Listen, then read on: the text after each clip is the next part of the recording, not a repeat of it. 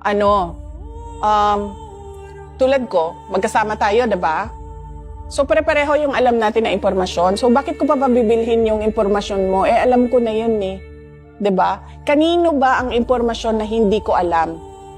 Doon sa mga illegal. Doon sa kalaban, kumbaga. Diba? So, doon ka bibili sa loob. Or, doon sa mga nakapalibot sa kanila.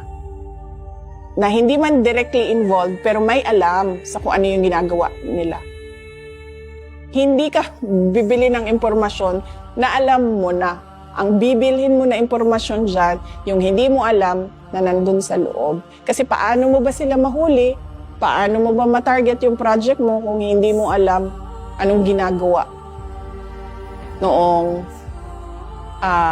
kalaban? The enemies of the state. Talagang kailangan talaga protektahan yung mga information. Sobrang critical pala talaga.